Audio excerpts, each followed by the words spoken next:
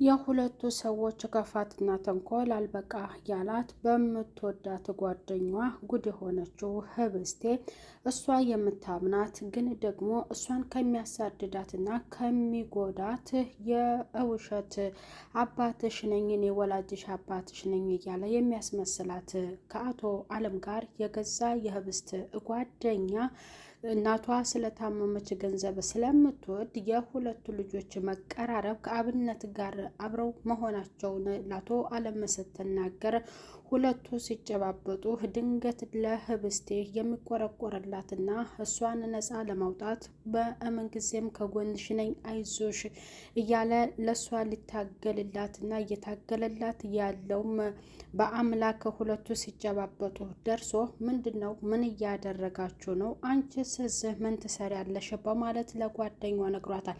በጣም ደንግጣ ተርበትብታለች። አንተ ቆይማ ምን አይነት ድፍረትና ብልግነት ነው? በር ሳትቆረቁር አትግባ አላልኩህም ወይ ብሎ ደግሞ ለአቶ አለም በአምላክ ሲናገረውም አቶ አለምን በአምላክ ደግሞ በሚገባው ምላሽ አክሞታል። ምክንያቱም የሚገባውን ንግግር ነው የተናገረው። እንቀሃለው አንተ የማትረባ ሰው ነህ በማለት ደግሞ እሷን ውጭ ላይ እንደሚጠይቃት አስጠንቅቆ ነግሯታል። ታዲያ ያቺ አስመሳይዋ ጓደኛዋ የህብስቴ አለመኖርን ብቻ ሳይሆን ህብስቴን መጉዳት እንዲሁም ጥቅም ስለምትፈልግ በሁለቱን መካከል ገብታ ሁለቱን ማለያየት የሁለቱን መቀራረብነት የምትፈልግ ናት። በጣም ተናዶ ከወጣለት በኋላ ባለቤቱን የፍቱ ስራ እያለ በመጣራትም እንዲሁም ደግሞ የፍቱ ስራ ምንድነው የተፈጠረው አለች። የቤት ሰራተኛዋ ብትጠራ አትሰማ። እዚህ ቤት ምንድነው ነገሩ እያለች እሷን በጣም ደንግጣ ለባለቤቷ ብትናገርም ወንድምሽ እኔ በተሸከምኩትና ባኖርኩት ወንድምሽ እንደዚህ ጉዳ አደረገ በማለትም ሲናገር እንዴ አለምሱ እኮ ዛሬ ነው እንዴ ገባ እሱ ምንጊዜም እንደዚህ አይደለም ለመረጋጋት ሞከረ በማለት ስትነግረው ወፈር ያለ ቡና እንድታፈላልኝ ለታፈሱ ነገር ያተባለኝ ታፈሱም ብትጠራ አልሰማለኝ። ይቺ ልጅ ደግሞ የት ሄዳ ነው ለምን አትሰማኝም በማለት ወይዘሮ የፍቱ ስራ በጣም እየተነጫነጨች ነበር። ታዲያ ድንገት ጥሪውን ስትሰማ የመጣችው ታፈሱ አቤት ስትል እሷንም ገላምጧት ቡና እንድታፈላለት አዟታል። የተንኮለኝነቷ የፍቱ ስራ ያችን ልጅ በጥፊ አውጩላት ከአለም ጋር ጉዳዩን ለመፈጸምም ወደ ቤት እየመጣው ሲያያት ድንገት ይዟት ሄዷል። ምክንያቱም በዚያም ደግሞ አለመኖሯን ስትናገረው ልጅቷን ከአለም ጋር ስታወራ ስላያት ያችን ጓደኛዋን ታፈሱን ነው ማጣራት የፈለገው እውነቱን ከታፈሱ ማጣራት ስለፈለገ ያችን የህብስትን አስመሳይ ጓደኛዋን ከዛ ከሁለቱ መካከል እንድትርቅና እውነቱን ከሷ እንዲያጣራ አድርጓታል። አብነት ይዟት እንደሄደ ስትነግረው ለማንም እንዳትናገሪ ብሎ በአምላክ ነግሯታል ማለት ነው። ምክንያቱም ታፈሱ ምስጢረኛ ጓደኛ ሆናለ ምንም ቢፈጠር ለአቶ አለምና እንዲሁም ለፍቱ ስራ አትናገርም። ይህንን ነገር ክፋት ወይንም እነሱ ያሏትን የምትከተል ከሆነ በመጨረሻ የቤት ሰራተኛዋ ወይንም የታፈሱ መጨረሻ ከባድ ስለሆነ ማለት ነው።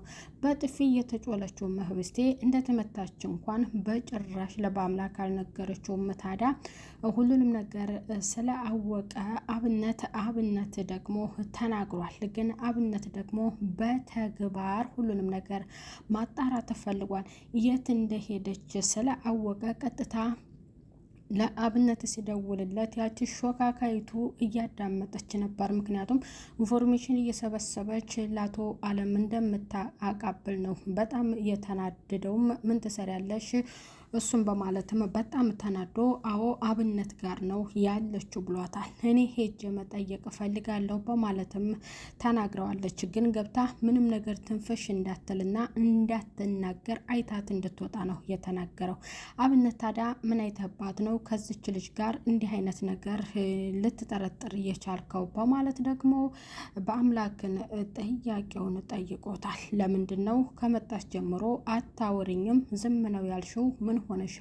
በማለት ደግሞ የዋሂቱ ምስኪኗ ህብስቴም ጓደኛዬ ናት ብላ ጠይቃታለች።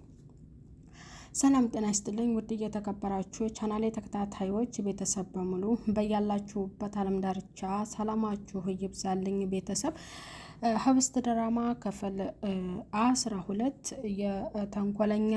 ተንኮለኛዎቹ የባልና ሚስቶቹ አልበቃ ብሎ እሷን ለመጠየቅ በገባች ሰዓትም ቀጥታ በአምላክ የሚባለው ልጅ ነበር ማየት የፈለገችው። እንግዲህ በአምላክም የእሷን ነገር ስላወቀ ምን ያህል ታምናታለሽም በማለትም ደግሞ አብነት ጠይቋታል። አብነት በጣም የማምናት ናት ስትል መልሳለታለች። ግን እሷ ደግሞ የተናገረችው ወይ ሂጂ ወይ አፍሽን ዝጊ በማለት በአምላክ አስጠንቅቆ ለዛች ለጓደኛዋ ስለተናገራት እንደዚያ የምትፈልጉትን ንብረትና ሀብት ላይ እንዴት እንደምደላደልና እናንተ እንዴት እንደማሳጣችሁ አውቃለሁ ብላ ህዝታለች። ምክንያቱም ያው የውሸትን ባየፈሰሰ ነው። እናቷ እንደታመመባት እየነገረችው ነው። ግን ከአለም ጋር ያለሽን ቅርብነትና ህብስትን ለመጉዳት አስበሽም ከሆነ ወይንም ህብስትን የሚጎዳ ነገር ብታደርጊ አንላቀቅም በማለት ከባድ ዛቻ ዝቶባታል። እኔ እኮ ጓደኛዬ ናት፣ እንዴት እንደዚህ አይነት ነገር አደርጋለሁ? ለምንስ አልታመንም? እኔ የድሃ ልጅ ስለሆንኩ ነው እያለች ለበአምላክ ብትነግረም በአምላክ እንግዲህ አታለቃቅሽብኝ እኔ ነገርኩሽ እንጂ በማለት ህብስቴን ሄዶ እንድትጠነቀቅ አድርጓታል።